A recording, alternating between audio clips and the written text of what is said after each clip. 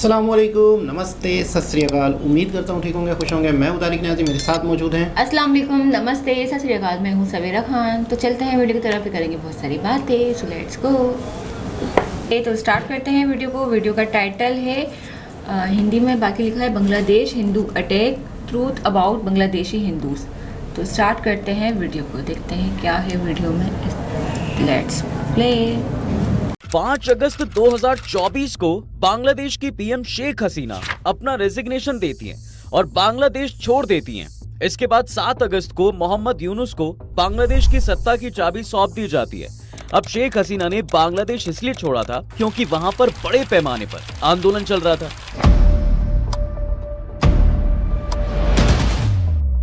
जिसमें इंसानों की जानें भी जा रही थी। और हसीना के परिवार की जो हिस्ट्री रही है साहब, उसे देखते हुए हसीना ने अपनी जान बचाने के लिए बांग्लादेश छोड़ा। और फिर जब देश में नई सरकार आई तो ऐसा लगा कि अब सब ठीक हो जाएगा, लेकिन शायद वो सिर्फ वहम था, क्योंकि अब जब से यूनुस के हाथों में सत्ता की ताकत आई है, तब से बांग्लादेश में सरकार के खिलाफ आंदोलन तो बंद हो गया, पर उसके बाद से हिंदुओं पर हमले के सिलसिले सामने आने लगे। फिर लगा कि शायद अभी नया चेंज आया है, तो शायद उसी की आंच है। और सरकार की तरफ से भी बयान आया कि धर्म के बेस पर किसी को टारगेट नहीं किया जा रहा है। जो हमले हुए हैं वो उन लोगों पर थे जो शेख हसीना की पार्टी से ताल्लुक रखते थे। देश में अब लॉ एंड ऑर्डर मेंटेन किया जा रहा है एंड सबकी सेफ्टी सरकार की सबसे पहली जिम्मेदारी एंड प्रायोरिटी है। लेकिन अब सरकार बने महीनों गुजर गए, लेकिन बांग्लादेश में सिर्फ हिंदुओं पर हमले नहीं हो रहे, इस्कॉन के प्रीस्ट को भी गिरफ्तार कर लिया गया। ऐसे में दुनिया भर में एक बात की जा रही है कि क्या बांग्लादेश में हिंदू सेफ है। अच्छा, यहाँ आयरनी देखिए, ये बांग्लादेश कह रहा है कि भारत में मुसलमानों के साथ बुरा हो रहा है और वहाँ की मीडिया हमारे लिए झूठ फैला रहा है। वाह वाह वाह। खैर, इनकी बात तो बाद में करेंगे, पहले ये समझने की कोशिश करते हैं कि आखिर अचानक से बांग्लादेश में हिंदुओं पर इतने हमले क्यों बढ़ गए हैं। देखिए, भारत और बांग्लादेश के रिश्तों में हाल ही के दिनों में और भी तनाव देखने को मिला है। जब से इस साल अगस्त में जमकर विरोध प्रदर्शन के बीच तत्कालीन प्रधानमंत्री शेख हसीना ने बांग्लादेश छोड़ा, तब से दोनों देशों के डिप्लोमेटिक रिलेशन में तल्खी आ गई है। बांग्लादेश में अल्पसंख्यक हिंदुओं के खिलाफ हिंसा की घटनाओं और दोनों देशों की तरफ से हुई बयानबाजी ने इन रिश्तों में और तनाव पैदा कर दिया है। बीते हफ्ते बांग्लादेश में इस्कॉन से जुड़े चिन्मय कृष्णा दास को देशद्रोह के आरोप में गिरफ्तार किया गया था, जिसके बाद तनाव और भी ज्यादा बढ़ गया। यहाँ इंडिया में भी त्रिपुरा की राजधानी अगरतला में बांग्लादेश के उप उच्चायोग की इमारत में तोड़फोड़ हुई थी, तो इस पर बांग्लादेश ने तीखा रिस्पांस दिया और भारत ने इस पर खेद जताया था। अब सवाल ये है कि भारत बांग्लादेश रिलेशन कहां जा रहे हैं। बांग्लादेश में हिंदुओं की सुरक्षा का सवाल क्यों इतना अहम बन गया है। क्या बांग्लादेश पाकिस्तान के ज्यादा नजदीक जा रहा है या फिर कहानी में कुछ और ही मौजूद है। अब जब भारत और बांग्लादेश के रिश्तों की बात करनी है तो जरा थोड़ा पीछे से करते हैं। हाल ही के दिनों में बांग्लादेश में अल्पसंख्यकों के उत्पीड़न की खबरों और सनातन जागरण मंच के प्रवक्ता चिन्मय कृष्णदास की गिरफ्तारी के बाद भारत में हिंदू संगठन काफी ज्यादा गुस्से में नजर आ रहे हैं। और सिर्फ हिंदू ही नहीं, बल्कि भारत का मुसलमान काफी खफा है। जी हाँ, देश के अलग अलग शहरों में कई हिंदू ऑर्गेनाइजेशन ने इसके खिलाफ रैलियां निकाली और इंदौर में मुसलमानों की भी एक रैली निकली, जिसमें कहा गया कि जो मुसलमान हिंदू पर अत्याचार कर रहे हैं वो मुसलमान हो ही नहीं सकते। इस्लाम किसी पर जुल्म नहीं सिखाता है। इस वक्त दोनों देशों के बीच हालात टेंस हैं, लेकिन अगर दोनों देशों के रिश्तों के इतिहास के बारे में बात की जाए तो इंडिया और बांग्लादेश के रिश्ते अच्छे रहे हैं। 1975 में पाकिस्तान से बांग्लादेश को आजाद कराने और एक नया देश बनाने में इंडिया ने पूरा सपोर्ट किया था। इसके बाद शेख मुजीबुर रहमान से लेकर शेख हसीना तक इंडिया के रिश्ते बिल्कुल सही रहे, लेकिन बीच बीच में थोड़े खट्टे मीठे जरूर रहे हैं, पर कभी भी इतनी कड़वाहट तो नहीं आई है जितना इस बार आई है। हालांकि इसकी वजह खुद बांग्लादेश है। दरअसल जब किसी भी देश में एक बड़ा पॉलिटिकल डिस्टर्ब होता है तो टेंशन बढ़ जाती है, जो कि इस वक्त भी है। लेकिन इसका मतलब ये नहीं है कि रिश्ते टूट गए हैं, क्योंकि इंडिया के फॉरेन सेक्रेटरी अभी बांग्लादेश गए सिर्फ इन्हीं रिश्तों के लिए। क्योंकि बांग्लादेश एक ऐसा देश है जो ना तो पूरा पाकिस्तान का है और ना ही चीन का, वो सिर्फ अपने नेशनल इंटरेस्ट को सबसे ऊपर रखता है, और इंडिया भी। इंडिया ने हमेशा बांग्लादेश के कई पॉलिटिकल पार्टीज के साथ काम किया है। इंडिया ने बांग्लादेश आवामी लीग के साथ इसलिए काम किया क्योंकि इसमें हमारा फायदा था। दरअसल बांग्लादेश हमारे लिए एक इम्पोर्टेंट देश है, क्योंकि यहाँ से हमें बिजनेस, टूरिज्म, टेक्सटाइल और बाकी कई ऐसे सेक्टर्स हैं जो इंडिया के लिए भी इम्पोर्टेंट है। इसके साथ साथ पाकिस्तान के साथ जैसे हमारे रिश्ते हैं, उसे देखते हुए बांग्लादेश हमारे लिए थोड़ा सा ज्यादा जरूरी हो जाता है, और आवामी लीग ने इन सभी सेक्टर्स में भारत का साथ दिया है। लेकिन फिर अगस्त में होता है सत्ता का परिवर्तन। शेख हसीना भागकर इंडिया आ जाती हैं और बांग्लादेश के साथ हमारे रिश्ते बिगड़ने शुरू हो जाते हैं। और ये और ज्यादा तब बिगड़ते हैं जब बांग्लादेश में माइनॉरिटी यानी हिंदुओं का अटैक्स की खबर आती है। बांग्लादेश में हिंदुओं पर अत्याचार। देखिए, बांग्लादेश में बड़े पैमाने पर विरोध प्रदर्शन होते हैं। इसके बाद इस साल 5 अगस्त को एक्स पीएम शेख हसीना देश छोड़कर चली गई और उनकी सरकार का पतन हो गया। इसके बाद 8 अगस्त को एक इंटरिम गवर्नमेंट बांग्लादेश में बनाई जाती है। इस इंटरिम गवर्नमेंट से पहले इन 3 दिनों में देश के अलग अलग हिस्सों में अल्पसंख्यक समुदायों और उनके कई प्रतिष्ठानों पर हमले के आरोप लगे। एक्सपर्ट्स के मुताबिक ये कोई नई बात नहीं है। बांग्लादेश में हमेशा हिंदुओं पर अत्याचार होते रहे हैं, लेकिन इस बार भारत की प्रतिक्रिया अलग है और ये एक नई बात है। 1947 में जब इंडिया और पाकिस्तान 2 टुकड़ों में बटा था, तब इस पूर्व पाकिस्तान यानी आज के बांग्लादेश में 25% हिंदू थे, लेकिन आज ये संख्या घटकर केवल 8 से 9% तक रह गई है। वो कहां गए? क्या उनका धर्म परिवर्तन हुआ? क्या वो भारत चले गए या फिर उनकी हत्या की गई? दरअसल बांग्लादेश में ये सब पहले भी होता रहा है, लेकिन इस बार हम जिस तरह का माहौल देख रहे हैं वो पहले कभी नहीं था। हिंदुओं पर अत्याचार कोई नई बात नहीं है, लेकिन सोशल मीडिया के जरिए इसे भड़काना अब एक नया पहलू बन गया। अगर हम आज के भारत के नजरिए से बांग्लादेश के बारे में सोचते हैं साहब, तो सबसे पहले हमारा ध्यान वहां के अल्पसंख्यक हिंदुओं के हालात पर जाता है। हालांकि ये माहौल सिर्फ अल्पसंख्यकों के लिए नहीं है, बल्कि बांग्लादेश के नागरिकों के लिए भी ये बड़ी दिक्कत है। दरअसल यूनुस सरकार के डर से वहां का प्रशासन अपने कामों को सही तरीके से अंजाम नहीं दे पा रहा है। ऊपर से अभी बांग्लादेश खुद एक बिखरा हुआ देश है। इतना बड़ा पॉलिटिकल मूवमेंट हुआ जिसमें बहुत से लोग ऐसे हैं जो यूनुस सरकार को भी नहीं मानना चाह रहे हैं, और अभी सिस्टम भी पूरी तरह से फ्लो में नहीं आया है। पाकिस्तान के साथ बढ़ती बांग्लादेश की नजदीकियां।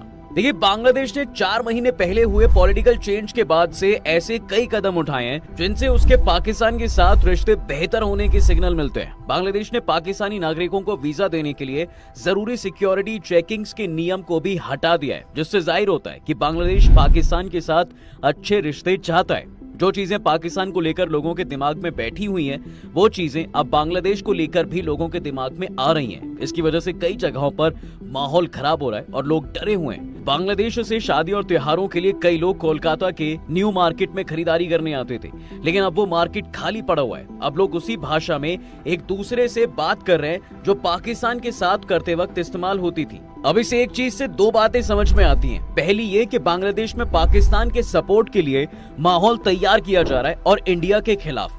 बांग्लादेश के इस बदलते स्टैंड पर कई एक्सपर्ट्स मानते हैं कि अगर किसी को शेख हसीना का विरोधी बनना है तो वो उन्हीं चीजों को अपना सकता है जो शेख हसीना और उनकी पार्टी के खिलाफ थी। अगर शेख हसीना और उनकी पार्टी के खिलाफ विरोध तैयार करना है तो यूनुस सरकार को पाकिस्तान के साथ हाथ मिलाना पड़ेगा।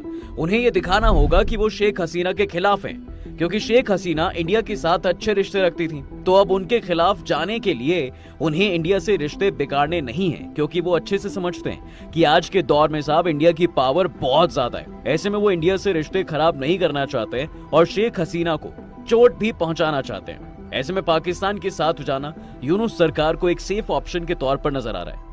लेकिन कुछ एक्सपर्ट्स का मानना है कि अगर बांग्लादेश चाहे भी तो वो पाकिस्तान के साथ ज्यादा नजदीक नहीं जा पाएगा, क्योंकि ये देखने वाली बात होगी कि पाकिस्तान और बांग्लादेश में किसे एक दूसरे की ज्यादा जरूरत है। बांग्लादेश शेख हसीना के वक्त में बहुत अच्छा रहा है और अब की यूनुस सरकार ये चाहती है कि बांग्लादेश के रिश्ते पड़ोसी देशों के साथ फिर से रीबैलेंस हो। लेकिन इन रिश्तों को रीबैलेंस के चक्कर में बांग्लादेश अपने देश के हिंदू माइनॉरिटीज पर हो रहे हमलों को नजरअंदाज कर रहा है और अब इसका इम्पैक्ट दोनों देशों में देखने को मिल रहा है। भारत और बांग्लादेश में कई जगह एक दूसरे के खिलाफ विरोध प्रदर्शन हुए। पॉलिटिकल एक्सपर्ट्स का मानना है कि यूनुस सरकार ने शेख हसीना की पार्टी अवामी लीग के स्टूडेंट विंग को अक्टूबर में अवैध घोषित कर दिया, जिसके बाद छात्र लीग के कई एक्टिविस्ट हिंदुओं के साथ मिलकर विरोध प्रदर्शन में शामिल हो गए। बीबीसी की एक रिपोर्ट में पॉलिटिकल एक्सपर्ट्स ने कहा है कि यहाँ हिंदू मुस्लिम का कोई मुद्दा नहीं है। छात्र लीग के लोग सिर्फ यूनुस सरकार को चैलेंज देना चाहते हैं और यही वजह है कि हम अल्पसंख्यक समुदायों में बढ़ते प्रदर्शन देख पा रहे हैं। इंडिया आज दुनिया की 5वीं सबसे बड़ी अर्थव्यवस्था बन चुका है और एक शक्तिशाली देश के रूप में उभर चुका है, जो पहले नहीं था। यही वजह है साहब कि भारत के पड़ोसी देशों में रह रहे अल्पसंख्यकों को अब इससे हौसला मिलता है। लेकिन अब सवाल आता है कि ये विरोध किस चीज का हो रहा है। तो विरोध करने वाले लोग कह रहे हैं कि यूनुस साहब इस बदलाव के लिए आए थे ताकि चुनाव हो और एक चुनी हुई सरकार बने। लेकिन इससे पहले ही करेंसी नोटों से मुजीबुर रहमान की तस्वीरों को हटा देने का फैसला लिया गया। माने लोगों को ऐसा लग रहा है कि जैसे नेताओं ने उन्हें ठग लिया हो और इसलिए अभी भी बांग्लादेश में जमकर विरोध प्रदर्शन हो रहे हैं। अच्छा, अब इन प्रदर्शनों में सिर्फ हिंदू नहीं है बल्कि अवामी लीग के स्टूडेंट विंग और नेता भी शामिल हैं, जिन्हें यूनुस सरकार ने बैन कर दिया है। ऐसे में वो इन प्रदर्शनों का सहारा ले रहे हैं, जिसकी वजह से इन तमाम लोगों को टारगेट किया जा रहा है। इसके अलावा बांग्लादेश के माइनॉरिटी को टारगेट करने की एक वजह कुछ एक्सपर्ट्स शेख हसीना को भी बता रहे हैं, क्योंकि इंडिया ने हसीना को शरण दे रखी है, जो कि बांग्लादेश की यूनुस सरकार को रास नहीं आ रही है, इसलिए वो भारत विरोधी चीजों को रोक नहीं रहे। भारत ने बांग्लादेश में अल्पसंख्यकों पर हो रहे हमले का मुद्दा विदेश सचिव लेवल की बैठक के दौरान उठाया, लेकिन बांग्लादेश ने इसे भ्रामक और गलत जानकारी करार देते हुए साफ साफ कहा कि किसी भी देश को उसके आंतरिक मामलों में हस्तक्षेप नहीं करना चाहिए। भारत के विदेश सचिव विक्रम मिस्री और बांग्लादेश के विदेश सचिव मोहम्मद जशीमुद्दीन के बीच हुई बैठक में जशीमुद्दीन ने कहा कि बांग्लादेश को दोनों देशों के लोगों के बीच विश्वास कायम करने के लिए भारत में नकारात्मक अभियान रोकने में भारत के सक्रिय सहयोग की उम्मीद है। माने दुनिया के सामने बांग्लादेश में माइनॉरिटी पर अटैक्स हो रहे हैं, इनके विदेश सचिव कह रहे हैं कि ये हम नेगेटिव नैरेटिव बना रहे हैं। वैसे आपको क्या लगता है कि क्या सच में इंडिया नेगेटिव नैरेटिव बना रहा है या बांग्लादेश बदलने के लिए ऐसा कर रहा है? आप अपनी राय कमेंट्स में जरूर बताइए। वीडियो अगर आपको पसंद आई हो तो इसे लाइक और शेयर जरूर करें और चैनल को सब्सक्राइब करना बिल्कुल ना भूलें। जी जनाब, तो ये थे बांग्लादेश और इंडिया के मामलात और हालात, और पाकिस्तान के साथ बांग्लादेश के मामलात बेहतर होते जा रहे हैं, ये भी सुनने में आ रहा है। मामला वही है, मामला सिंपल है कि बांग्लादेश ने किसी के कहने पे अपना स्टैंड बदला है। बांग्लादेश में किसी के कहने पे ये सब कुछ हो रहा है। अच्छा, ये चीज़ें वक्त के साथ साथ और क्लियर होंगी कि कौन इसके पीछे है, क्यों इसके पीछे है, क्या वजह है। जब उनके मकासद जो ऊपर के जो एक ऐसे हाथ होते हैं कठपुतली जो कठपुतलियों को नचाते हैं, तो जब वो रिजल्ट निकलते हैं ना, फिर याद आता है अच्छा यार इस वजह से ये आए थे, इस वजह से ये चीज़ें हुई थी। और फिर एक और मज़े की बात होती है, जब इनका काम ख़त्म हो जाता है ना, फिर इन्हीं को साइड पे कर दिया जाता है। बिल्कुल ऐसा ही जैसे दूध में से मक्खी को निकाल के फेंक दिया जाता है। ये समझो जब तक इस्तेमाल हो रहे हैं, लेकिन मतलब हमेशा भी हैरत भी होती है, अफसोस भी होता है कि जिस कंट्री ने इनको सपोर्ट किया था, जिस कंट्री ने इनको, अच्छा कंट्री तो फिर दूर की बात, जिस शख्स ने इनको सपोर्ट किया था, जिस शख्स की वजह से आज ये बांग्लादेश बना है, एक देश बना है, वो शख्स से इनको नफरत हो गई है। अच्छी खासी आंदोलन हुए थे, एहतजाज हुए थे वगैरह, तो इसमें बहुत हैरत होती है।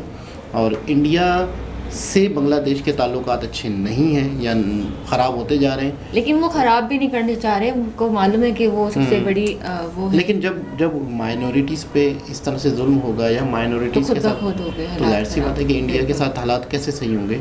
और फिर जितने भी पूरी दुनिया में कोई भी अगर हिंदूज़ हों तो वो इंडिया ही की तरफ देखेगा या इंडिया ही की सपोर्ट की मदद मतलब चाहेगा कि यार बांग्लादेश में ये मसला हो रहा है, तो उनको इंडिया ही एक सहारा दिखेगा या आसरा दिखेगा। और फ़र्ज़ भी बनता है, हक भी बनता है कि ऐसे लोगों को सबक सिखाना चाहिए। लेकिन यूनुस सरकार, मुझे ऐसा लगता है कि शायद जो जिस मकासद के लिए हासिल की गई थी उसकी तरफ जल्दी से बढ़ा जा रहा है, बहुत तेज़ी से जा रहे हैं। और क्या कहते हैं, जब हसीना उतरी थी तो वो इंडिया गई, तो मतलब यही सोच रहे हैं ना कि कितना मतलब अच्छे ताल्लुकात थे, और वो इस तरह की मतलब गंदगी फैला रहे हैं पूरे मुल्क में। और जबकि बोल रहे हैं कि जो हसीना की तरफ है उनको पे हमला हो रहा है, बाकी लोगों पे नहीं हो रहा। मतलब इतना दुनिया को दिख रहा है कि सब झूठ बोल रहे हैं, ये पता नहीं क्या मिल रहा है। सब पूरी दुनिया का मीडिया होता है, कवरेज करते हैं, लेकिन उनका कहने का ये भी मतलब है कि हमारे साथ प्रोपेगेंडा भी हो रहा है, यानी हमारे ऊपर झूठे इल्ज़ामात भी लगाए जा रहे हैं और ऐसी हकीकत नहीं है। लेकिन जब दुनिया में खबर चल रही है तो झूठी तो चलेगी नहीं, जाहिर सी बात है पूरी दुनिया तक खबर पहुंच रही है ये वाली। तो देखते हैं आने वाले वक्त में मामला कहाँ से कहाँ पहुँचते हैं। इंपोर्ट एक्सपोर्ट के बहुत मसले हैं, जैसे फ्रूट्स के मसले हैं, सब्जियों के मसले, मतलब सब्जी वगैरह नहीं जा रही है, मसले एनर्जी के मसले हैं, क्योंकि अडानी ग्रुप ही यहाँ पर एनर्जी सप्लाई करता था इंडिया का बहुत बड़ा। तो बहुत सारी चीज़ें इंडिया से बांग्लादेश की जुड़ी हुई हैं। बिल्कुल, काफ़ी साल हो गए इस बात को। बहुत बड़ी कुल्हाड़ी मारी है इन्होंने अपने पैरों पे। जब किसी कंट्री के साथ अच्छे ताल्लुकात होते हैं तो बहुत कुछ लेन देन शुरू हो जाता है। अब वो लेन देन इतने हद तक हो चुका है, इतनी कंपनियों के एग्रीमेंट होंगे आपस में, इतने लोगों के आपस में लेन देन होंगे, तो अब जब ये हालात हुए हैं तो वो बहुत ज़्यादा चीज़ें डिस्टर्ब हो रही होंगी, 100% चीज़ें डिस्टर्ब हो रही होंगी। किसी ज़माने में 25% मुसलमान हिंदू थे बांग्लादेश में, और अब 8% बचे। और यही चीज़ पाकिस्तान के साथ भी हुई है। पाकिस्तान में किसी ज़माने में कहते हैं कि 23% हिंदू थे, 35 सुना था मैंने, 23% बताते हैं शायद कि 23% या 24% हिंदू थे। आज कितने हैं पाकिस्तान में हिंदू? 2%। 2-3%। तो वही वाली बात है कि जो भी कंट्रीज़ हैं, जो भी नेता होते हैं, वो माइनॉरिटीज़ की बातें तो बहुत करते हैं, माइनॉरिटीज़ के लिए हम ये कर रहे हैं, माइनॉरिटीज़ के लिए ये कर रहे हैं, उन्हीं के नाम पे तो मतलब लोगों फंडिंग से लेते हैं बाहर कंट्री से। लेकिन माइनॉरिटीज़ के साथ अगर बुरा सलूक होता है तो फिर उसकी खबरों को छुपाया जाता है, टेम्पल्स जैसे टूटते हैं या कोई इस तरह के मसले मसाइल होते हैं। खैर बहरहाल, लेकिन अब तो सोशल मीडिया का वक्त चल रहा है तो अब चीज़ें छुपता नहीं है, सब सामने आ जाता है खुल के। अब जो करप्ट गवर्नमेंट्स होती हैं ना, तो उनकी जो करप्शन है या उनकी जो काले करतूत है वो इतनी छुप नहीं सकते। पहले कुछ साल पहले चले जाएं तो एक अलग ही निज़ाम था जिसमें आप कुछ भी कर लो गलत नहीं पता चलता था आवाम तक, लेकिन अब पता चल रहा है। ऐसा ही तो दोबारा किसी और वीडियो के साथ आपसे मुलाकात होती है, जब तक के लिए ख्याल रखें, अल्लाह हाफ़िज़।